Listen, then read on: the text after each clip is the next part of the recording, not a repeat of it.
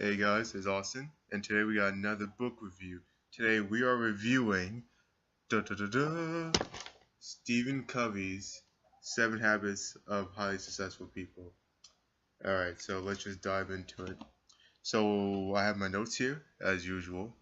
And first thing, Stephen Covey talks about paradigm shifts. So what are paradigms? Paradigms are like beliefs, philosophies, stuff like that.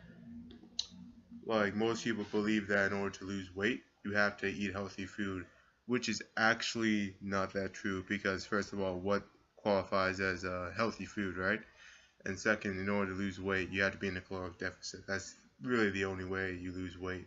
It doesn't matter if you eat like 10 cookies, as long as the cookies have less calories than what you're burning, you will lose weight all the time, hands down.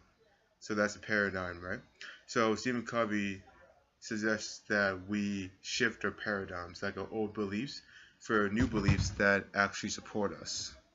Like, well, he goes out throughout the book with these different paradigms. One of them is win-win, which we're gonna get to in a couple of seconds, and like, stuff like synergize, work with other people, stuff like that. So basically, paradigm shifting is, question your beliefs, question what you believe in, and test it, see if what you believe is actually true. If it's true, it can be tested and it will endure the test.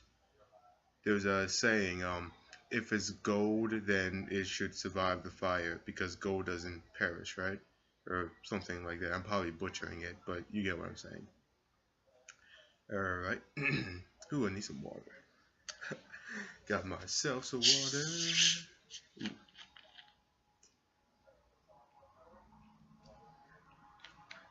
My voice is dying out. Alright, so the next part is be proactive. Choose to respond rather than to react. And we do this all the time. We react to situations. Like if someone pisses you off, you can't help but react back. Like by saying like a rude comment to them or to somebody else, right? So what Stephen Covey suggests is that rather than reacting, we respond. The difference between responding and reacting is that when you respond to something, you have more self-awareness. You know that you're angry at the person, and you know that, cursing them out might not be the best thing in this particular circumstance because it could ruin relationships, could ruin friendships, could ruin potential business partners. So Stephen Covey suggests that in order to start responding to life's challenges and to life circumstances, you must be more self-aware of your internal emotions. So yeah, be proactive. Another thing too about being proactive is like he talks about moving through life with intention. Like um, there's a saying, something to do with plans. If you don't have any plans, then someone else's plans will be forced upon you, right? So if you go through life aimlessly, eventually life is going to come in and ruin your fun because that's going to end at some point. If you just, go through life like fun, fun, fun, fun, fun, and you don't really have any, higher aspirations, life is just going to crush on you and just smack you down. And then you're going to, like if you don't have any desire to like work for yourself, life is just going to be like, well, you don't want to work for yourself, so you're going to work for somebody else. You're going to, instead of making your dreams come true, you're going to help other people's dreams come true, which isn't actually a bad thing on its own. There's actually like it's kind of like win-lose because you lose because like you waste your time, and they win because they get their dreams, and you're working for them, right? So Stephen Covey is like, yo, like, be proactive, plan your life, figure this out now rather than later. So that way later, when life tries to smack you down, you might not go down. You might stand back up and be like, is that all you can take? I mean, is that all you can do? So that's being proactive, going through life with a plan, or rather than plan, have a strategy. It's much better to have a strategy than a plan, right? So that's part two. All right, so part three. Begin with the end in mind. All right, so you have your life here, right? This is like point A, and then there's point B. Point B is like your dream, like whatever you want to do, right? Let's say your dream is to win an Oscars, right?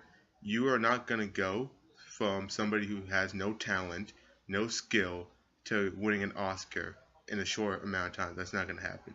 You're gonna have to find, ways to get like to winning the Oscar, right? It's not going to be like overnight. It's not going to be like a year unless you're already really talented and everyone already knows you, right? It takes people years to win Oscars. Look at Leonardo DiCaprio. He hasn't won an Oscar yet. I'm sorry, Leo, but you haven't. So if he hasn't won an Oscar yet, what's your chance of winning an Oscar, right? So you have to plan for it. You have to begin with the end in mind. Like, let's say you want to win an Oscar, right? What can you do? You have to reverse engineer that dream.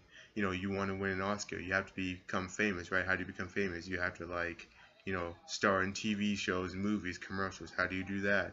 You might think step back. Well, I'll do stand-up comedy or I'll do open mic.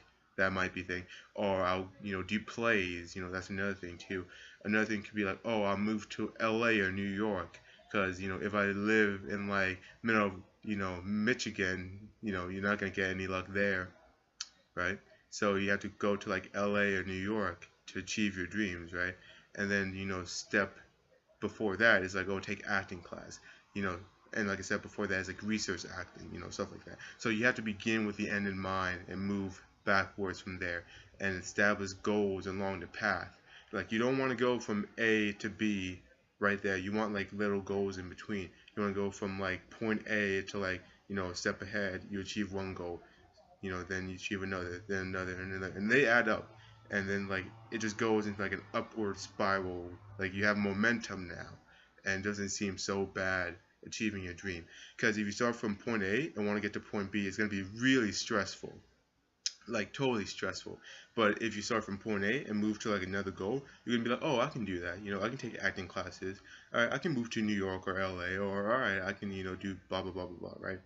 So yeah, begin with the end in mind, and don't go from where you are now straight to achieving your dreams. It takes time, and honestly, is more worth it at the end, in my opinion. Next point. All right, so Stephen Covey talks about thinking win-win. This is something that I try to do more in my life. Like I used to believe like winning requires like people losing, right? And we all think this subconsciously. We used to all think, oh, big corporations, they just take your money and like hoard it from themselves, stuff like that, right? Like the rich get, rich off the suffering of others, right? Which is usually not even close to the truth. Usually what happens is, the rich work with other people who are already successful and they help each other out. That's how, cities get built. That's how empires and nations are built. When people rally together and they think, oh, how can we help each other out? That's why, we human beings are, like, there are many reasons why we dominate the food chain and the whole planet, right? But one of the main reasons is that we can work together and help each other. Like, for example, economy. Economy is essentially just win-wins. Like, when you think about it, it's like, long time ago, somebody's like, hey, I'll trade you milk from a cow for, and for your chicken, right? And they agreed upon like the value of stuff. And then instead of just trading, someone invented currency, like, coins or something, right? And now we have dollars, and we have like credit cards and debit cards now, right? And we exchange money for services. That's win-win. You're giving me a service or an item that I desire is valuable, and in return, I'll give you money. You get money. I get food, service, clothing, whatever I need, right? Housing, whatever. That's win-win. You need to start thinking win-win. How can I give value to this person? How can I, win, and how can that person win? One example I like to tongue twister. One example I like to use is the Justin Bieber Baby video, right? Now, we all remember Justin Bieber's Baby video as one of the worst songs ever, right? But everyone disliked his video, or like a lot of people did, right? And that's kind of win-lose, because when you dislike his video, first of all, you're taking time to click on the dislike button, right? Time that you could, use to move your mouse across the screen and looked up, how to be better at marketing, how to be better at, acting, or how to be a better soccer player. You could take that time disliking his video and use it to advancing your own life. But instead you hit the dislike button. And now you lost because now you feel bad because you hit the dislike button and it's just a terrible video. But Justin Bieber actually wins. That's the crazy part. He wins because you disliking him gives him more attention. And now he has more publicity. And he becomes that much more famous and that much more successful and that much more wealthy. Do you get what I'm saying? It's a win-lose. I could explain it more, but I think you get the point by now. So yeah, it's just win-lose on that part. So next time, instead of hitting the dislike button on Justin Bieber's baby video, take the time, go to like Wikipedia, look up something that you're interested in. At least that's better use of your time than hitting dislike button on someone's video. But that's just, side tangent. The whole point is think win-win. How can I help this person out? And how can this person help me, so that way everyone benefits. That's how companies get built. That's how empires get built. That's how nations get built. So yeah, that's just think win-win. And on top of that, there's synergy. So synergy is basically summed up as the whole is greater than the sum of its parts. We all heard that. We all heard of that before. Ooh, I need another sip. Mouth getting dry. Ooh. Sorry guys, it's been a long day.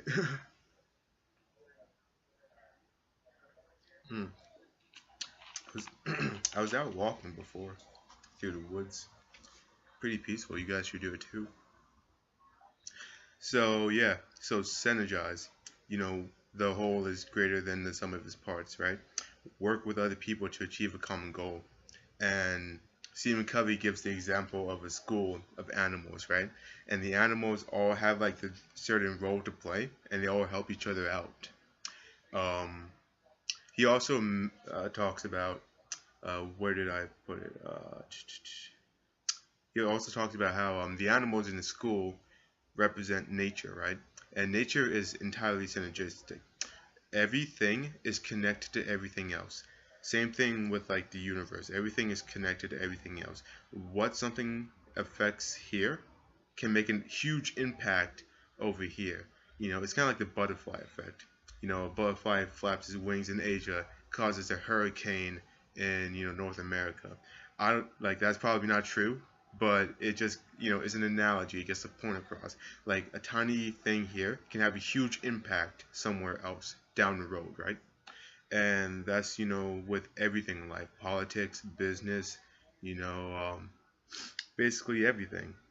One small thing can have a huge impact at the right time.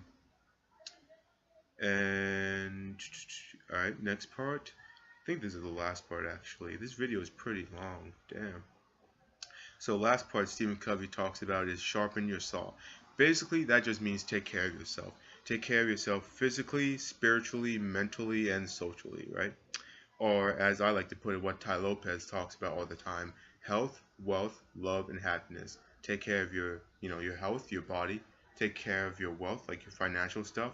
Your love, like relationships, friendships, family, and then happiness. And the way I like to view it is you can handle health, wealth, and love, and then there's happiness. Happiness you can't really measure, or you can't really measure happiness, right?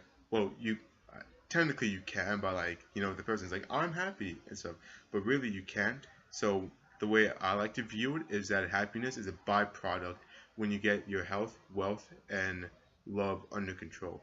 That doesn't mean if you have like shitty health, wealth, and love, you can't be happy. You can totally be happy, without being good at any particular area in your life. You can totally be happy, but the whole point is like you take care of yourself first.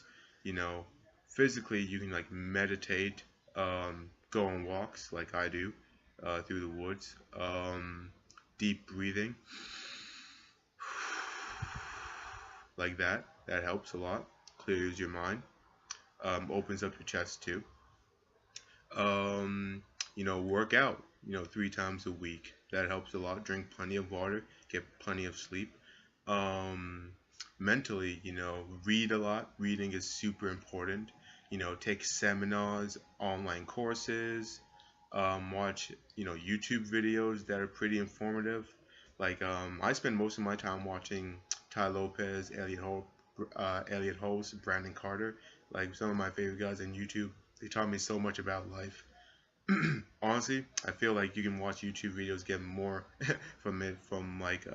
get more from YouTube videos than like going to college. But that's just my opinion.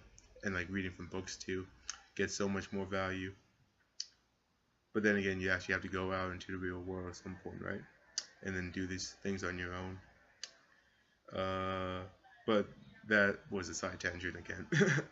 So yeah, you want to sharpen your saw. You want to take care of yourself, both physically, spiritually, and mentally.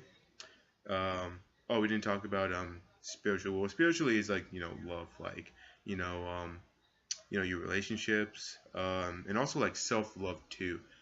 Accept yourself, like your self esteem and your confidence. But when I talk about confidence, people.